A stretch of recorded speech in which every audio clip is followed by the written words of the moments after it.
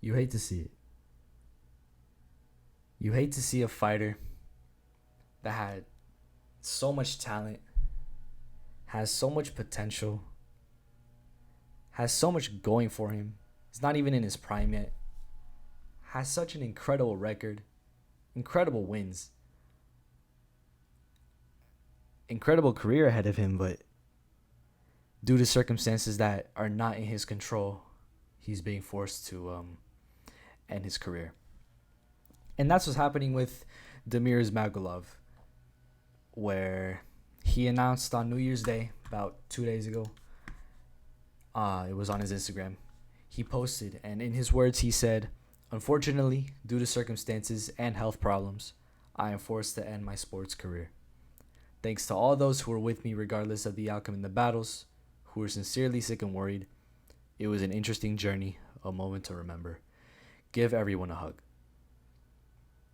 That was his statement, and it seems that Damir Ismagulov will be retiring from the sport of MMA. He will likely leave the UFC roster any day from now. And I'm making this video just to look back at the career of Damir Ismagulov, his UFC career. He was 24-2 before retiring. He had 12 wins by knockout. He had a win by decision. One win by submission. He had 11 wins by decision. He had 6 first-round finishes in his career. And his last fight took place December 17th, 2022 on the... my mind went blank. On the Cannonier versus Strickland undercard. This was the co-main event for that fight. He made his UFC debut in 2018, where he won by decision. It was December 1st, 2018. And he went on to have a pretty good career in the UFC, undefeated until his fight with Arman Tsarukyan. He went 1, 2, 3, 4, 5. He went 5-1 in the UFC. He had pretty notable wins over pretty good lightweights such as Yoel Alvarez, Thiago Moises. I forgot his first name. Damn, I really forgot his first name. That's hella disrespectful. I apologize. This was the Font Garbrandt undercard here. Rafael Alves. I was about to say Thiago Alves. Rafael Alves. That's who he was able to beat. He beat Guram Kutateladze by split decision as well. This was in June of the same year that he retired. And then his last fight before hanging up the gloves was against top 10 contender Arman Tsarukyan, where he lost by unanimous decision. And even with this loss against Tsarukyan, top 10 guy, he still managed to have a very successful career in the UFC. Some incredible wins. I mean, almost everybody he's fought in his UFC career are some of the top 20, 25 lightweights on the planet right now. So the fact that he was able to beat so many of them, it's impressive what he was able to accomplish in the octagon and in his career. And going 24-2, having such a huge win streak before that one loss, it's very impressive. What this guy's been able to accomplish. And even though it's sad that he ended his MMA career, I wish the best for him, for whatever he decides to do in the future, wherever his life goes, or if he chooses a new career. It's pretty sad to see. And also the fact that he's gonna be likely removed from the rankings in maybe a week, or by the next event, the next time they update the rankings, he likely won't be in the rankings anymore. He was number 12 lightweight in the world. This means that likely Renato Moicano is going to take his place at number 12. Drew Dober will be number 13, and Grant Dawson will be number 14. So who's gonna fill in that empty spot at number 15 in the rankings? I got a few names, but I think the most likely candidate will be the winner of Thiago Moises versus Guram Kutateladze. That'll be happening in January 21st in Brazil, Rio de Janeiro, for UFC 283. I think that'll be the best decider of who will take that spot in the rankings, because both those guys deserve to be ranked. I think they've both got a decent argument for themselves. They're both some of the best fighters at lightweight right now. But the thing is, today's January 3rd. Today's the 3rd of January, and UFC 283 takes place on the 21st. So that's about, 2-3 weeks from now, somewhere in between that. And since this fight's taking place on the 21st of January, by the 14th, they need to have somebody who will fill in that gap at number 15. So what if it's not Thiago Moises or Guram Kutateladze, who has a good argument to also take that spot?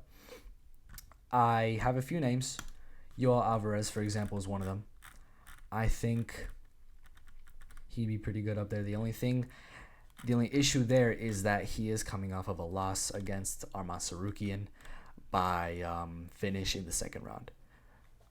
But before that, he was doing pretty good for himself. I mean, in his debut, he lost to Damir Ismagulov, but since then, he went on a 4-fight winning streak. Second round knockout, first round submission, another first round submission, and a first round knockout against Thiago Moises. Very impressive run he went on. It's just the loss against Arman Tsarukyan is likely going to be a setback for him.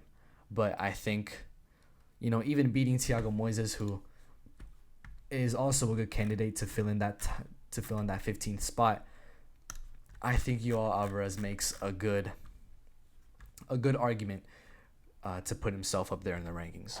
Another guy I got is Terrence McKinney, T-Rex. 13-4. If we look at his UFC career, his debut was against Matt Frevola, first round knockout, 7 seconds. Very impressive debut. Not even just because of who he beat, because Matt Frevola is pretty good, but 7 seconds against Matt Frevola, super impressive. He won another fight after that by first round submission, but then of course lost to Drew Dober by first round knockout. This was in March of last year now, because it's 2022. That was last year. Drew Dober is currently ranked number 14 in lightweight. So it's a loss that aged decently well. And even after that fight on the Santos versus Hill Fight Night undercard, he was able to get a first round submission against Gonzalez, because I forgot his first name. That's my bad. But that was a pretty recent. That's not that recent, actually. The 8th. It's about 4 months ago. I think almost 5 months ago. Somewhere around that. And he is now scheduled also for January 21st, 2023. So he's got a pretty decent argument for himself as well to get up into those top 15 rankings. I think if it's not either of these guys, then for sure it has to be Terrence McKinney. Even with these guys in the picture, I think Terrence McKinney still got a decent argument for himself. There's also, I put this guy on, there's a chance that they put on Michael Johnson up in those rankings, 22-18, coming off of a win. But I think the split decision loss that many people think he should have won, including myself, against Jamie Malarkey, that's definitely going to set him back. I don't think they'll put him on the rankings anytime soon. Yeah, they're not going to put Paddy Pimblett on there either. I just, too soon to put Paddy Pimblett on there. Definitely not after that fight against Jared Gordon either. And of course, Jared Gordon, officially on paper, he lost that fight, so they wouldn't put him up there either. There's also a chance if they don't put Thiago Moises, Kutateladze, Alvarez, or Terrence McKinney on there, or even Michael Johnson, I guess, there's a chance that they put Tony Ferguson back in those top 15 rankings. There's a chance that they put Conor McGregor back up there. That's if Conor McGregor, I forgot if he got knocked off the rankings just because of people taking his spot, or if he's ineligible now because of inactivity. I'm pretty sure he's ineligible. And if he is, then there's a higher chance that they put Tony Ferguson on there over Conor McGregor. But if the UFC wanted to, put in, not necessarily up a comer, but if they didn't want to put, Tony Ferguson, who's on a 5-fight losing streak, on there back into the rankings, because he just got off of the rankings just a few weeks ago. So there is a high chance that they put him back up there. I don't think they should. And if they don't, which I hope that they don't, I think Thiago Moises, Kutaraladze, Yoel Alvarez, Terence McKinney, those are the top 4 guys right now to put up there in that 15th place spot. I think that's the smartest bet. I think it's the best way to go, honestly. Who do I think should be up there right now? I didn't think about this. I didn't think about this before I made the video, but Thiago Moises has wins over Alexander Hernandez, Bobby Green, Michael Johnson. Obviously, Ismagulov defeated him. So, and also Dariush defeated him in his debut. But this is a pretty impressive streak of wins here. This 3-fight winning streak that he had back in 2020 that stretched up until 2021, until he fought Makhachev. It's some impressive wins, Hernandez, Green, and Johnson. But obviously the 2-fight losing streak that happened afterwards, plus the fact that they were both finishes, is going to be a decent setback for Thiago Moises there. Even though he's coming off a first-round submission win, I think unless he beats Kutaraladze, he will not get into that top 15 spot. Kutaraladze has a decent argument as well, even though he only has 2 fights in the UFC.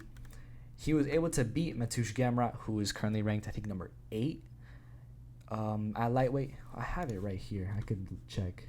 No, he's number 7. He overtook Dos Anjos, and he's now number 7 in the rankings.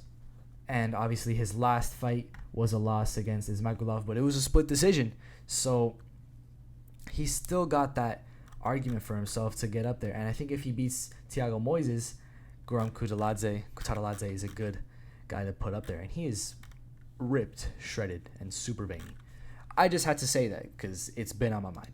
But Yoel Alvarez, he no winning streak right now, but obviously because of the Sarukian loss, that might set him back. But at the same time, right before that, he beat Thiago Moises. Even if that was over a year ago, it's still out there, And he has a first round win over Yakovlev, first round win over Duffy. A lot of wins in his career. He was on a 4-fight winning streak before this loss against Sarukian. And obviously there's Terence McKinney. All his fights in the UFC, they've all ended in the first round. Whether it was a win or a loss, all ended in the first round. His only loss came against number 14th ranked Drew Dober. Yoel Alvarez's only losses have come against ranked opponents. Who do I think should be up there in that 15th spot right now? I really want to see Yoel Alvarez get that spot. I think he'll do really good in the UFC. I already said he'll do really good. He'll do great things. I think he stands a decent chance against some of the guys up there. He might not beat a lot of the people up there, not right now in his career, but I think if he continues to work hard and improve himself, I think he'll go decently far in the rankings. Maybe top 10, maybe top 5. But I think top 15 is next for Yoel Alvarez right now. But my prediction is either Thiago or Guram. One of them will win. And also Terence McKinney will win his fight. And then one of them is going to take that top 15 spot away from Yoel Alvarez. And then Alvarez is going to have to fight whoever takes that ranking spot. Whoever took his ranking so that he could get it back. That's my prediction for the future. But I think Yoel Alvarez should get it. Who do I think will get it? They'll probably give it to Terence McKinney, if I'm honest. But, I like Terence McKinney. He's all right. But I really want to see Yoel Alvarez get into those top 15 rankings. That's my prediction. This video is already too long, 14 minutes. Really sad that Damir Ismagulov had to retire from MMA due to health issues that were out of his control. But yeah, still excited for the future at lightweight and for the UFC in general. Excited for UFC 283 to see where these 4, or actually these 5, wherever they go next in their careers. I know it's gonna be good. So, Yoel Alvarez, let's hope he gets to that 15th ranked spot. Or tell me what you think, if you actually made it this far anyways. Tell me who you think would make it up to the top 15 out of those 5. Or if you got anybody else in mind, just leave it in the comments. But yeah, hoping for Yoel Alvarez to get a spot.